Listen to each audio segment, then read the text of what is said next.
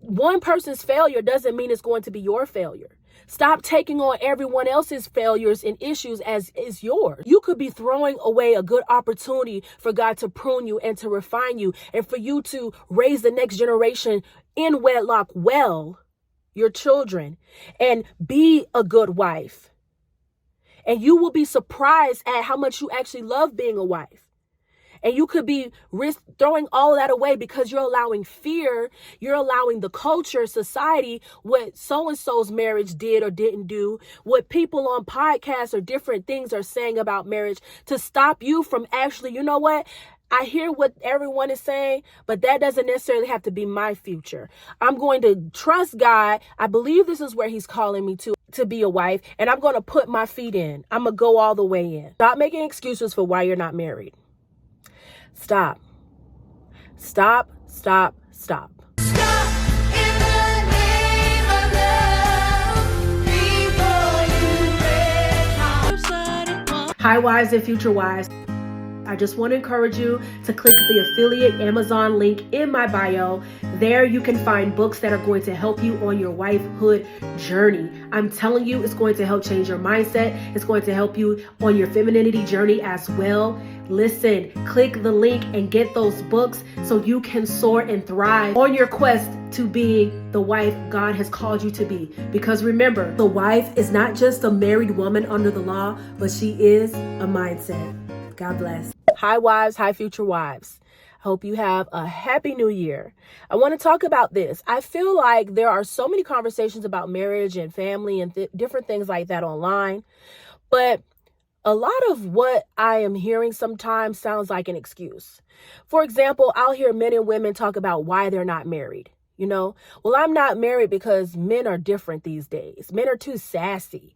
I'm not married because women are too masculine these days. And marriage isn't good for men. Well, I'm not getting married because marriage isn't good for women.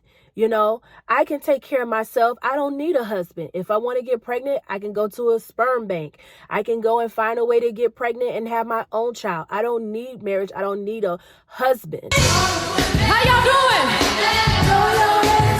Throw your hands up. Another excuse is, well, I'm not ready to be married because I don't have the right finances. I don't want to get married and not be financially set. I don't want to bring a child into this world that is not financially set either. So I don't want to get married because my finances are in order. Or I don't want to get married because I just don't think that marriage is a necessity today. Or I don't want to get married because the divorce rate is so high. And it just seems like there are sometimes in these conversations about marriage, lots and lots and lots of excuses. And to me, it makes me wonder, what is the real reason why you don't want to get married? Is it because of what family and friends might say? Is it because you know that getting married is going to make you deal with the fact that you have commitment issues and so you don't want to get married because as long as you're not married, you don't have to deal with that? Is it the fact that I don't want to get married because I didn't see marriage and I didn't see it be done right around me? My parents weren't married, or they weren't married for long. Everyone I know isn't married, or everyone I know got a divorce. When I hear people say all of these reasons for not getting married, well, I'm not healed. I'm not healthy enough. Once I get healthy and whole and healed, then I'll get married. It all sounds like an excuse, because I'm going to tell you, it doesn't matter how much deliverance, church, reading your Bible, therapy you have. Marriage is going to expose you because it's a different type of commitment. It's a different journey that you're going to be on, that your husband and you are going to be on. Guess what? The vows say for better, for worse, rich, poor, death, and life, right? So marriage is going to bring out so many different aspects of your character, even parts of you that you thought had died, or parts of you that you didn't even know you had. Issues, concerns, all kinds of fears, all kinds of things. It's going to bring out the best of you, and it's going to bring out the worst of you. And it's important for it to happen, because as believers, We believe that marriage is supposed to be a human representation of Christ being the groom and his church being the bride, right? And as they get closer, you're going to be refined. God is going to reveal things to you. He's going to talk to you. He's going to tell you some issues or areas that he wants you to work on. And he's also going to show you your strengths and the gifts that he's given you that he wants you to use. And that's kind of what marriage does. It exposes you in ways that being single will not. Because when you live with someone day in, day out, you have children with someone, you're intimate with someone. That is another level of commitment. That is a whole nother thing. Okay. Well, I don't have enough money to get married. Listen, for rich or for poor. First of all, a lot of people say stuff like, I don't have money to get married, but people are having kids out of wedlock. Do you think a marriage is more expensive than a baby? So you don't want to get married because it's too much money, but you're okay having all these children out of wedlock. That's strange, because kids cost lots of money.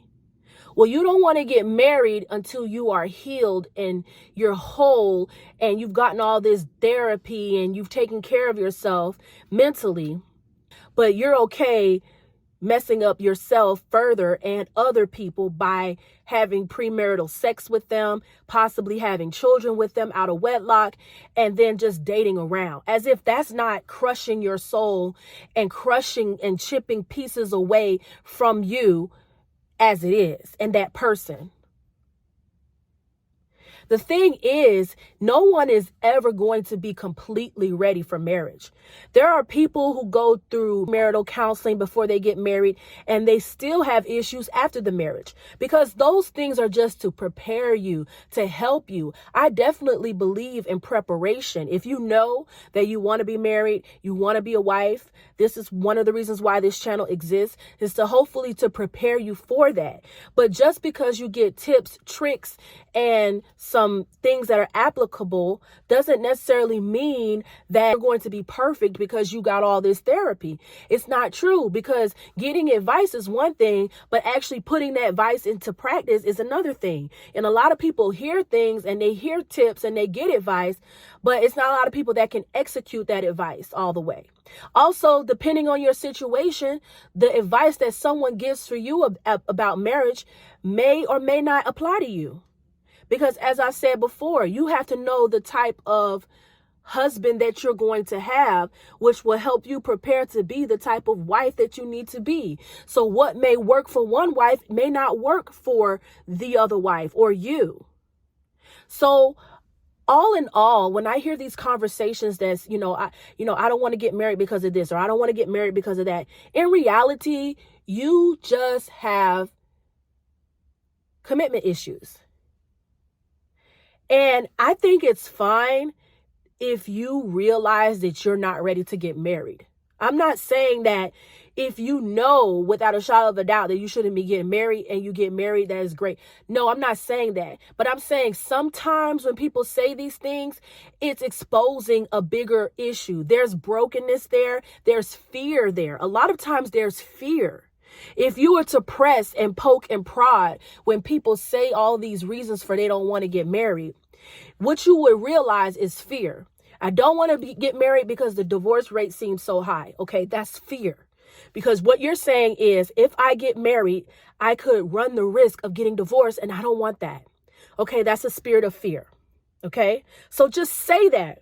Don't just say, well, I just don't want to get married because the divorce rate is high. No, but why do you not want to get married? Because starting a business, people are still starting a business. And basically, a majority of people who start businesses fail, meaning they put lots of their savings, their friends' money, their family's money, and into investing into a business, and it did not work. And they fell flat on their face, and now they have to deal with the consequences of a failed business. But that doesn't stop people from starting businesses. I did read a stat that said Black women were becoming the #1 entrepreneurs either last year or the year before. And I'm sure a lot of these Black women who start these businesses know that statistic, that there's a good chance your business will fail. But that did not stop them. Just admit that this part scares me. Okay, now what can we do to help you? What can we do to fix you? How can we vet in your dating process so that you can make sure that you've met the right person and you marry the right person?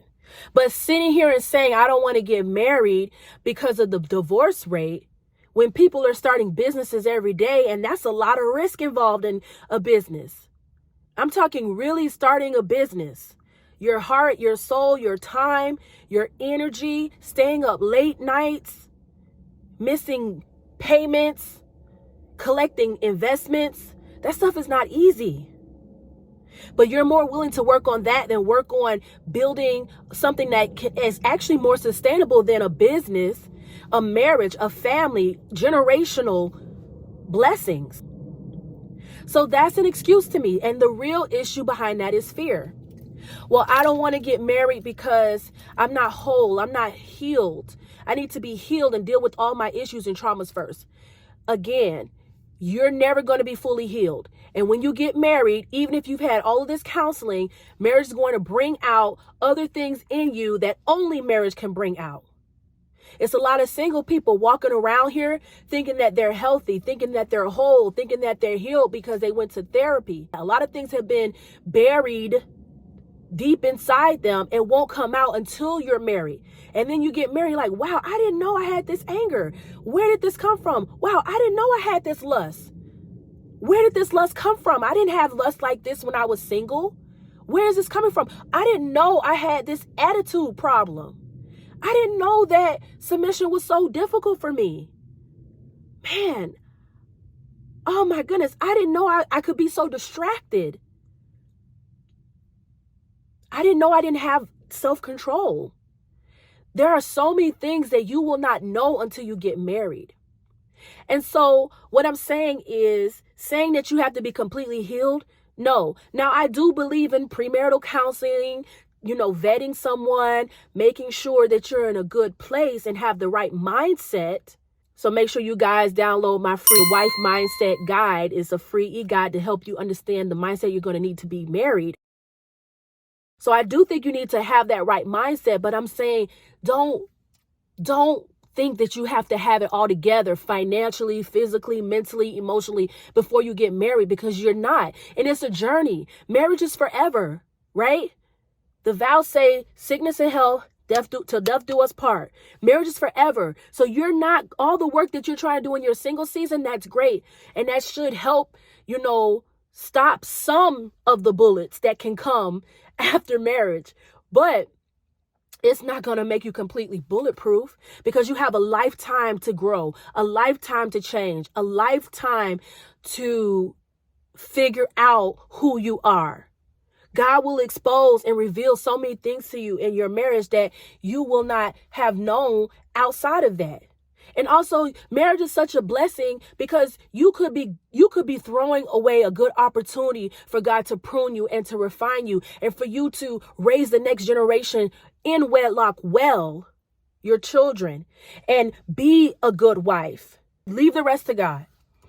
So stop making excuses for why you're not married or for why you're not getting married, or why you haven't married. Some of you saying, well, I haven't found the right man, but you don't even go anywhere. You haven't gone anywhere.